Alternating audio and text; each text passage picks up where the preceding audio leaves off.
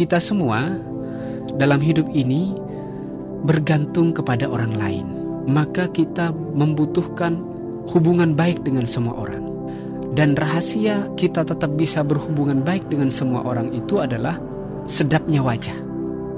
Kalau wajah kita dipandang orang itu sedap, maka bisa dipastikan hubungan dengan semua orang, dengan orang yang kita temui akan menjadi lebih baik. Karenanya Rasul SAW mengingatkan kepada kita dengan sabdanya, la tahqiranna minal ma'rufi syai'an walau antalqa akhaka biwajhi talqin. Janganlah engkau meremehkan dari kebaikan sedikit pun, walaupun hanya bertemu dengan saudaramu dengan berwajah manis. Kenapa? Karena mimik wajah itu bisa diterjemahkan dalam bentuk kata-kata. Kita tidak perlu menyampaikan kepada orang bahwa saya benci, bahwa saya tidak suka. Orang pun sudah tahu dengan mimik wajah, nggak usah berkata. Karenanya ada ungkapan orang Arab, lisanul hal afsahu min lisanil maqal. Ungkapan anggota tubuh itu lebih fasih daripada ungkapan perkataan. Karenanya kita ketika kita bertemu dengan orang lain dianjurkan oleh Rasul untuk senantiasa tersenyum. Bahkan senyum itu menjadi wakil dari sedekah kita. Tabassumuka fi wajhi akhika laka sadaqah. Ada banyak fungsi senyum yang bisa kita ambil hikmahnya.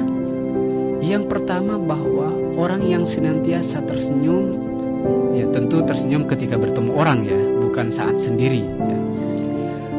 Orang yang senantiasa tersenyum itu adalah, senyum itu jembatan hubungan baik kepada semua orang.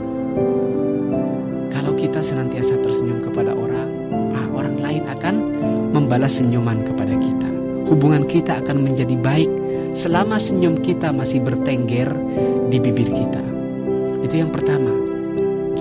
Yang kedua adalah senyum itu akan melanggengkan persahabatan. Ya.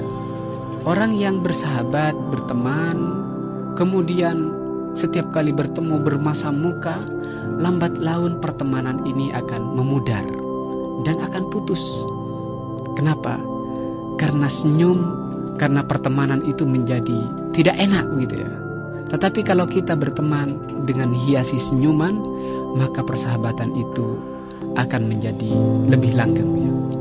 Dan yang ketiga, salah satu hikmah senyum itu adalah merubah hal buruk jadi hal baik ya.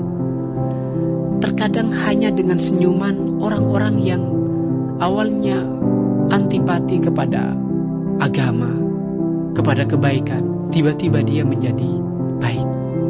Misalnya kita ketemu orang yang perilakunya buruk ya, lalu kita setiap hari ketemu orang itu dengan tersenyum ya. Lambat laun kalau kita terus-menerus membaiki orang itu, tentu tidak hanya dengan sekedar senyuman, dibaiki terus sambil dengan diantar dengan senyuman, dikasih hadiah, dibarengi dengan senyuman, lambat laun orang ini akan berubah sikapnya kepada kita. Tentu juga akan berubah sikap buruknya yang awalnya terus berperilaku buruk, akan berubah menjadi baik dengan senyuman kita. Yang selanjutnya, fungsi senyuman itu bisa menjadi jembatan hidayah ya. Rasul SAW adalah wajahnya yang paling ceria. Ketika dilihat adalah orang yang kayak bulan purnama. Banyak orang-orang yang mendapatkan hidayah itu bukan karena hasil debat, bukan karena hasil diskusi perang dalil, tetapi justru karena mendapatkan hidayah itu karena perilaku yang sangat baik di antara para dai, di antara orang-orang muslim yang sangat ramah menyapa orang-orang yang belum mendapatkan hidayah. Nah, ini fungsinya. Jadi kalau kita tersenyum, terutama bagi dai ya, senyum gitu ya, ketemu orang senyum, maka pesan-pesannya akan lebih mudah diterima oleh orang yang mendapatkan senyumannya, daripada dia bersikap horor, disampaikan dalil-dalil tanpa senyuman, tanpa ramah kepada orang, akhirnya orang akan antipati. Dan yang terakhir dari hikmah senyuman ini adalah meringankan beban.